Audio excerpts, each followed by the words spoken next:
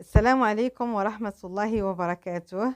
اليوم إن شاء الله سنتعلم كيفية تحضير شوربة الشوفلور باللغة العربية القرنبيط وباللغة الفرنسية لا سوب أو شوفلور. لهاد الشوربة غادي نحتاجو شوفلور، بطاطا، شوية البزار، شوية الملحة، شوية ديال الزعترة والماء مي غادي باش يطيب. ومن بعد ان شاء الله في الاخر غادي نزيدو لا كريم فريش ولا قشطه طريه.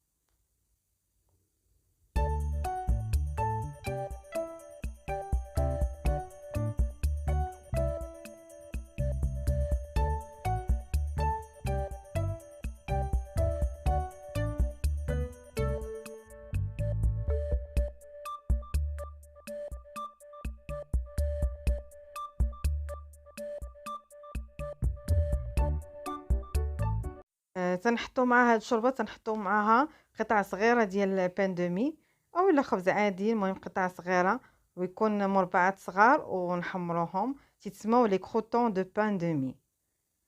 وغادي نحتاجو حتى هي تتمشي مع الشوربه من غير هاد القطع ديال الخبز، الفرماج محكوك.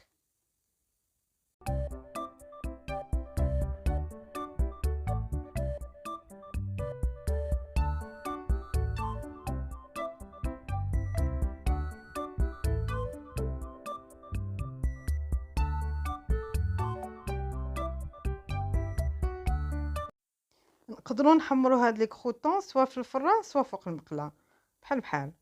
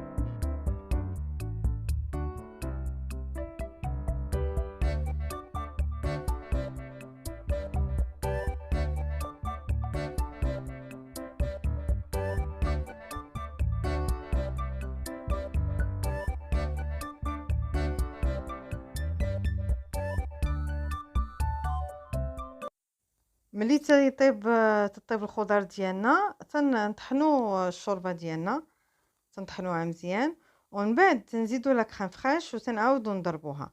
تقدروا ديروا لا كريم فريش، نقدروا نديروا الفرماج اللي بغينا، سواء الفرماج المربع سواء مثلث سواء لا كريمه القشطه الطريه اولا حتى الحليب، كلهم تيجيو مزيانين. ونعاودو نذوقو المذاق نشوفو بالنسبة للملحة والبزار نقدروا نزيدو الا خاصنا نزيدو. صافي تنقدموها بالصحة والراحة، تنقدموها مع لي كروطون ديال الخبز وقطع ديال الخبز محمر والفرماج محكوك بالصحة والراحة.